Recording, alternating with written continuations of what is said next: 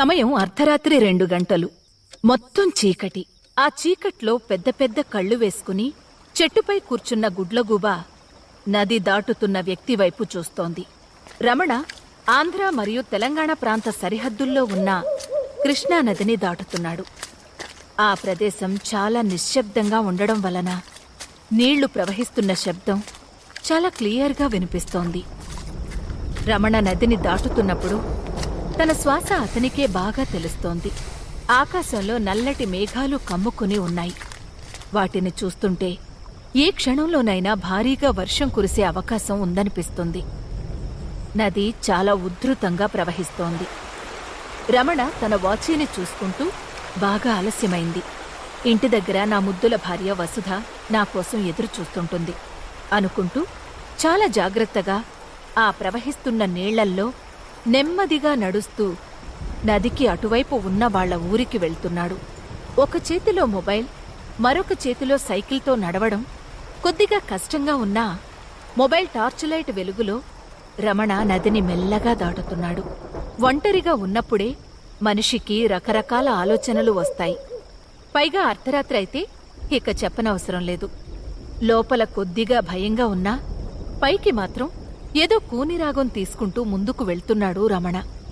అతన్ని ఎవరో చూస్తున్నట్లనిపించి వెనక్కి తిరిగాడు. కాని అక్కడ ఎవ్వరూ లేరు. చెట్టుపై ఉన్న గుడ్లగూబ అతన్నే చూస్తోంది.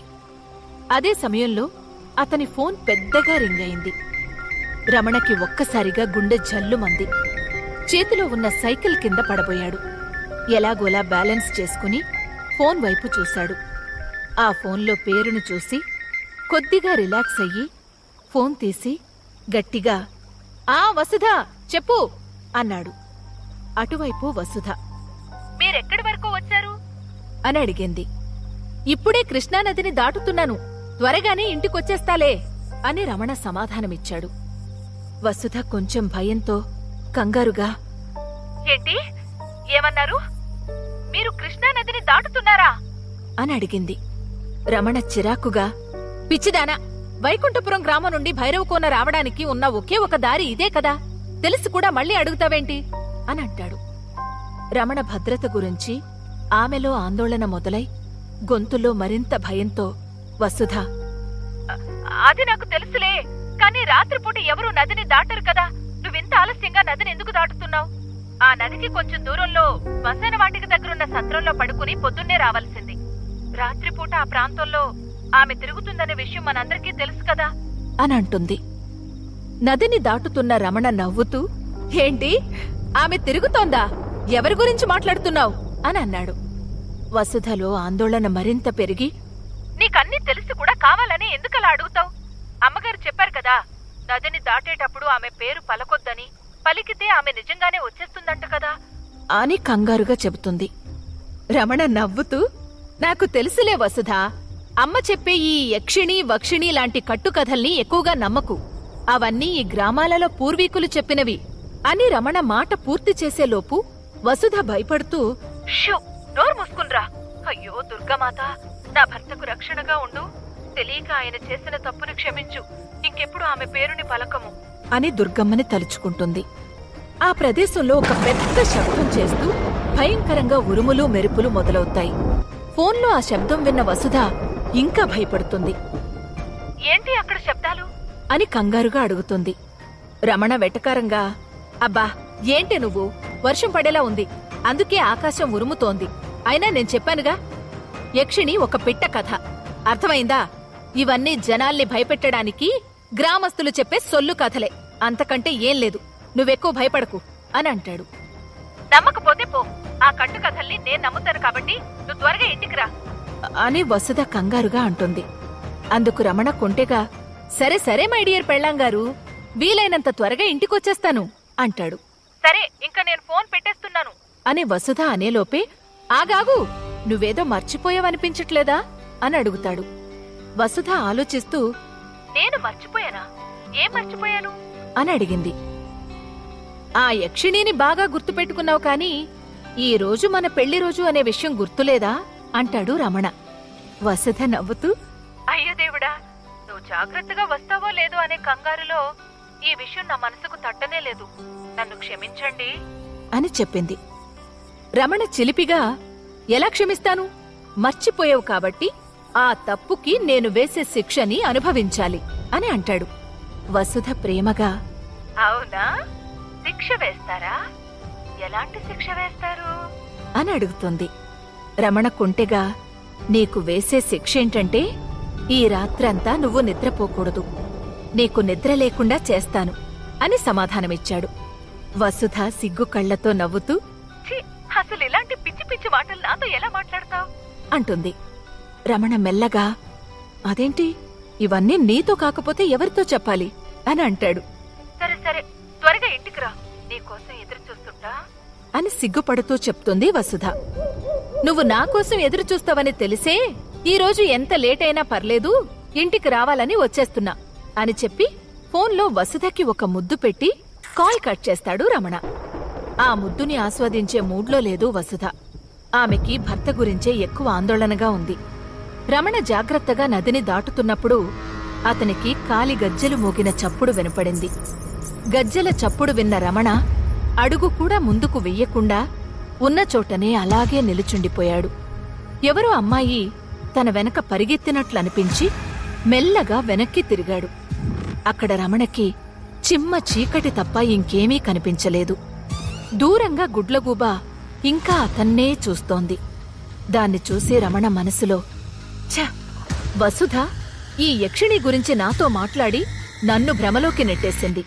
ఆ భ్రమ వల్ల ఇప్పుడు గుడ్లగూబని చూసినా భయమేస్తుంది.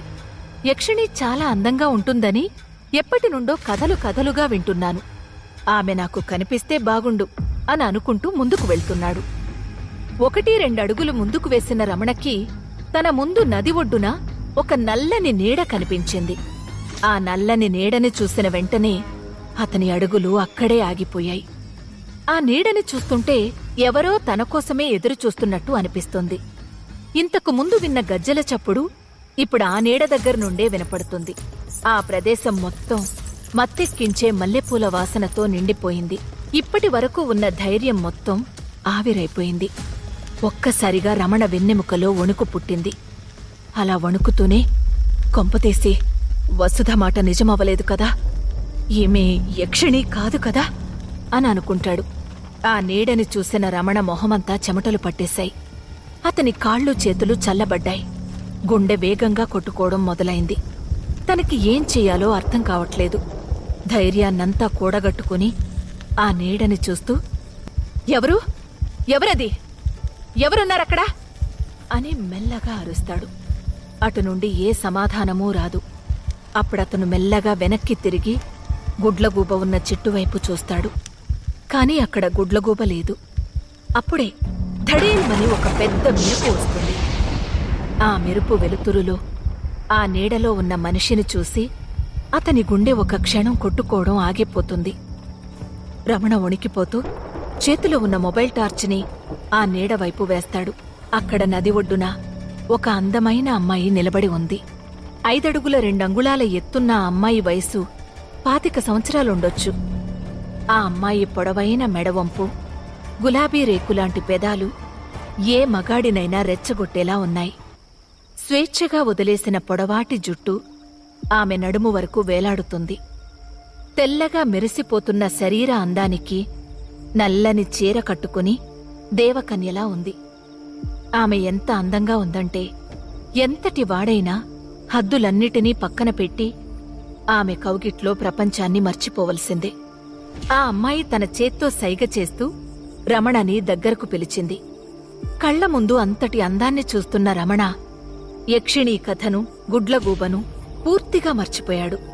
క్షణం కూడా ఆలస్యం చేయకుండా సైకిల్ని పక్కన పడేసి అతన్ని ఎవరో అయస్కాంతంలా లాగినట్టు, వెన్నులో ఏదో కరెంటు పాసైనట్టు వేగంగా ఆమె దగ్గరకు వెళ్ళిపోయాడు. రమణ ఆ అమ్మాయి వైపు చూస్తూ, ఎవరు నువ్వు? ఇంత అర్ధరాత్రి ఇక్కడేం చేస్తున్నావు? నీ పేరేంటి అని వరుసగా ప్రశ్నలు వేస్తున్నాడు. ఆ అమ్మాయి అందంగా నవ్వుతూ, పేరులో ఏముంది, చేసే పని గురించి మాట్లాడుకుందాం అని రమణ కళ్లల్లోకి చూస్తూ అంటుంది. పనా? ఏం పని అని అడుగుతాడు రమణ. మత్తు కళ్లతో, తేనెలాంటి మాటలతో ఆ అమ్మాయి అతనితో అదే పని.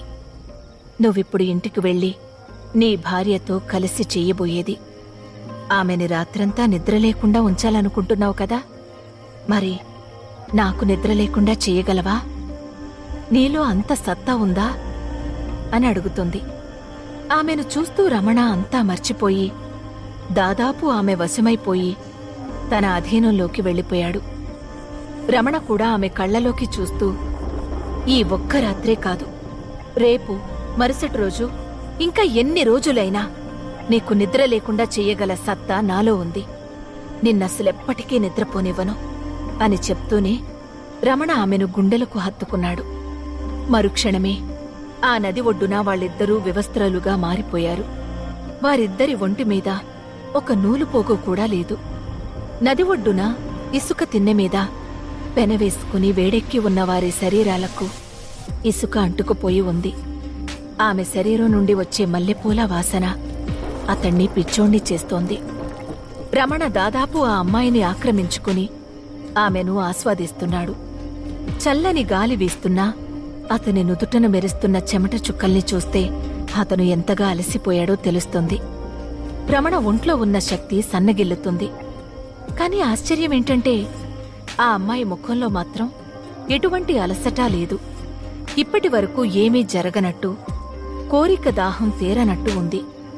రమణ మాత్రం అదేమీ పట్టనట్టు కలో నిజమో తెలియని ఆ మధుర క్షణాల్ని ఆస్వాదిస్తున్నాడు. ఆ క్షణం అతనికి ఆ అమ్మాయితో గడపటమే ముఖ్యం. రమణ ఆమెను గట్టిగా పట్టుకుని క్లైమాక్స్కి చేరుకున్నాడు. కళ్ళు మూసుకుని ఒక నిమిషం పాటు ఆ సుఖాన్ని అనుభవించి మెల్లగా కళ్ళు తెరిచి ఆమె ఛాతివైపు చూశాడు. ఆ అమ్మాయి చర్మం మెల్లమెల్లగా ముడతలు పడటాన్ని గమనించాడు. ఆమె చేతులకు కాళ్లకు ఉన్న గోర్లు పెరుగుతున్నాయి. నల్లని ఆమె జుట్టు తెల్లగా మారటం మొదలైంది. చూస్తూ చూస్తూనే ఆ అమ్మాయి ఒక ముసలిదానిలా మారిపోయింది. ఇదంతా చూస్తున్న రమణ గుండె ఆగినట్లు కళ్ళు తేలవేశాడు. అప్పటి వరకు వేడి సెగలతో ఉన్న అతని శరీరం ఒక్కసారిగా మంచులా చల్లబడింది. రమణ వణికిపోతూ బయటకు రాని స్వరంలో, ఎవరు ఎవరు నువ్వు అని అడిగాడు. ఆ అమ్మాయి మెల్లగా, నేను యక్షిణిని, నీ మరణాన్ని అని చెప్పింది. ఆమె మాటలు విని అతనికి భయంతో తన రక్తం గడ్డకట్టేలా అనిపించింది. రెప్పపాటులో ఆమె నుండి పారిపోవడానికి ప్రయత్నించాడు. కాని 2 చేతులతో యక్షిణి అతణ్ణి పట్టుకుని, ఇప్పుడెక్కడికి వెళుతున్నావు ప్రియతమా? నా దాహం ఇంకా తీరలేదు, నాకు ఇంకా కావాలి. నువ్వు నన్ను రేపు, మరుసటి రోజు, ఇంకా చాలా రోజులు నిద్ర లేకుండా ఉంచుతానని వాగ్దానం చేశావు కదా, అలసిపోయావా? నీలో సత్తా లేదా, లేక నా అసలైన రూపాన్ని చూసి భయపడుతున్నావా?